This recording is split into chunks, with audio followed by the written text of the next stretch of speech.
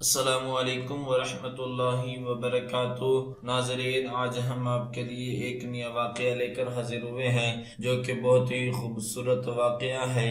یہ واقعہ اعتکاف کی شرائط ام المؤمنین حضرت عائشہ صدیقہ رضی اللہ تعالی عنہ سے روایت ہے۔ فرماتی ہیں کہ رسول اللہ صلی اللہ تعالی علیہ وسلم جب اعتکاف کے لیے مسجد میں ہوتے تو اپنا سر مبارک میری طرف بڑھا دیتے اور میں آپ صلی اللہ علیہ وسلم کو کنگا کر دیتی اور حالت اعتکاف میں صرف بشری ضرورت کی بنیاد پر گھر میں تشریف لاتے۔ محترم سامعین، رئیس المحدثین امام بخاری رحمۃ اللہ علیہ نے آج کی زیر مطالعہ حدیث کو، جو دراصل ام المؤمنین حضرت عائشہ صدیقہ رضی اللہ تعالی عنہ کا ایک قول ہے، جس کا تعلق براہ راست رسول دو عالم صلی اللہ علیہ وسلم کی حیات اقدس اور اسوہ حسنہ سے ہے۔ اصطلاح حدیث میں ایسے قول کو اثر کہا جاتا ہے جو بالعموم حدیث ہی کے حکم میں ہوتا ہے۔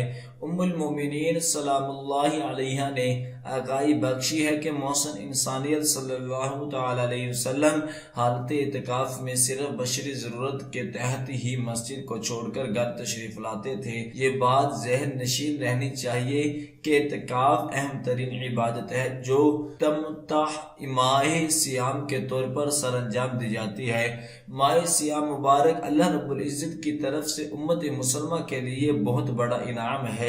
رمضان مبارک کو روحانی انقلاب اور قلبی صفا و طہارت کے طور پر منتخب کیا گیا ہے۔ یہی وجہ ہے کہ تمام آسمانی صحیفے اور کتب رمضان مبارک کے مہینے ہی میں نازل کیے گئے ہیں۔ چنانچہ علماء نے تصریح کی ہے کہ صحف ابراہیمی یکم رمضان مبارک کو تورات، 6 رمضان مبارک زبور، 12 رمضان مبارک کو انجیل، 18 رمضان مبارک اور قرآن حکیم 24 رمضان کو اتارا گیا ہے۔ اللہ رب العزت کی طرف سے ان کتب کے نزول کے لیے رمضان المبارک کا انتخاب بڑی معنویت کا حامل ہے۔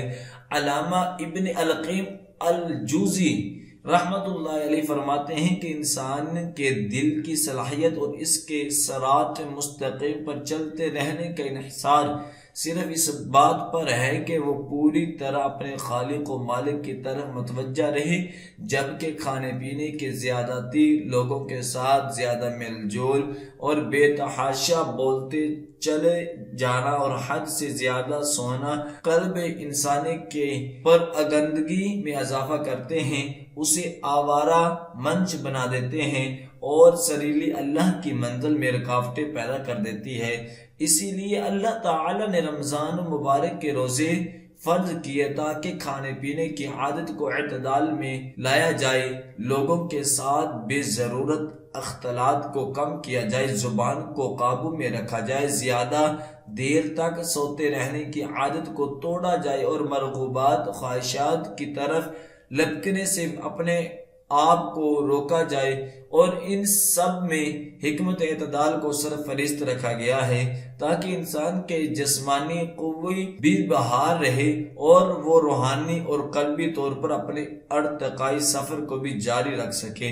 یہی وجہ ہے کہ بیمار کو، مسافر کو، حاملہ، دودھ پلانے والی عورت کو روزے سے شرعی طور پر استثناء حاصل ہے۔ تاہم روزے کے ان فوائد کو مزید مؤثر بنانے کے لیے اللہ تعالی نے اعتکاف کی عبادت کو مشروع کیا تاکہ انسان چند ایام کے لیے لوگوں سے کٹ کر خلوت میں جا بیٹھے اور اپنے دل کو اللہ کے حضور بٹھا دے۔ اعتکاف کا لفظ عکوف سے ماخوذ ہے، جس کے معنی ہے بیٹھنا یا رکے رہنا۔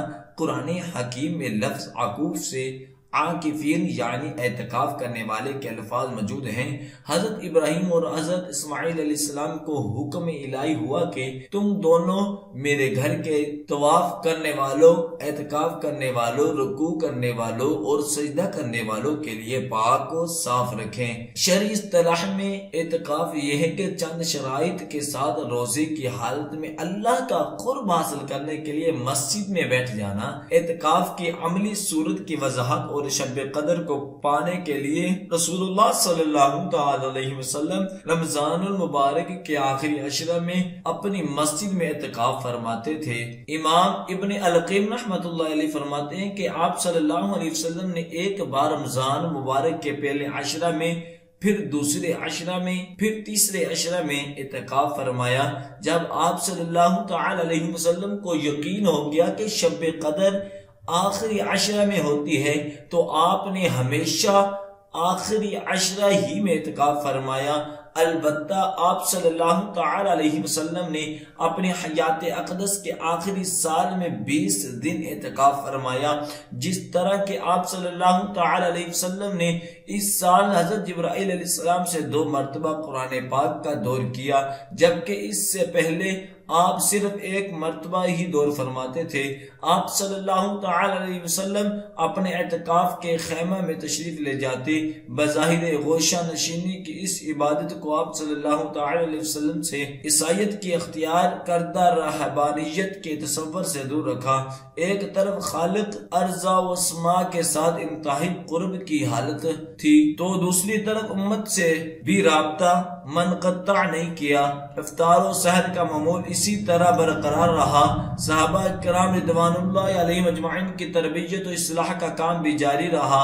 استراحت بھی فرما لیتے۔ ازواج مطہرات میں سے اگر کوئی آپ کے متعاقف میں ملاقات کے لیے حاضر ہوتی تو آپ صلی اللہ علیہ وسلم ان سے ملاقات فرماتے اور مسجد کے آخری حصہ تک ان کو الوداع فرماتے۔ جب کبھی محسوس فرماتے کہ سر مبارک کو دھونے یا کنگھا کرنے کی ضرورت ہے تو حضرت عائشہ رضی اللہ تعالی عنہ کے حجرہ کے دروازے میں جو مسجد کے اندر ہی کھلتا تھا اپنا سر مبارک داخل فرما دیتے اور آپ رضی اللہ تعالی عنہ دھو لیتی یا کنگھا کر دیتی۔ مسجد سے باہر اپنے گھر میں صرف اسی حالت میں تشریف لے جاتے جس کا زیر مطالعہ حدیث میں ذکر کیا گیا ہے۔ جب بیت الخلاء جانے کی ضرورت محسوس فرماتے تو اس دوران کوئی اور کام سر انجام نہ دیتے، حتیٰ کہ اگر راستے میں کوئی مریض بھی ہوتا تو تبع پرستی نہ فرماتے۔ یاد رہے کہ رمضان مبارک میں رات کے وقت اپنی بیوی سے تعلق قائم کرنا جائز ہے، مگر حالت اعتکاف میں اس پر پابندی ہے۔ ارشاد بانی ہے یعنی اپنی بیویوں سے مت مباشرت کرو جب تم مسجدوں میں حالت اعتکاف میں ہو۔ لہذا معلوم ہوا کہ بلا ضرورت بشری متعاقب کو مسجد سے باہر نکلنے کی اجازت نہیں۔ اسی کے پیش نظر علماء نے دوران اعتکاف غسل تفریح سے منع فرمایا ہے۔ اعتکاف سنت علی الکفایہ ہے، یعنی محلہ کی مسجد میں اگر کوئی ایک آدمی بھی رمضان مبارک کے آخری عشرہ میں اعتکاف میں بیٹھ گیا تو یہ سنت ادا ہو جائے گی اور پورا محلہ گناہ سے بچ جائے گا، ورنہ پورا محلہ گناہگار ہوگا۔ یہ اعتکاف اپنی حیثیت میں ایک عظیم عبادت ہے۔ رسول اللہ صلی اللہ علیہ وسلم کا ہمیشہ اعتکاف فرمانا اسی اہمیت کو اجاگر کرتا تھا، اس لیے اہل محلہ کو چاہیے کہ اپنی مسجد کو اعتکاف جیسی اہم عبادت سے محروم نہ رہنے دیں۔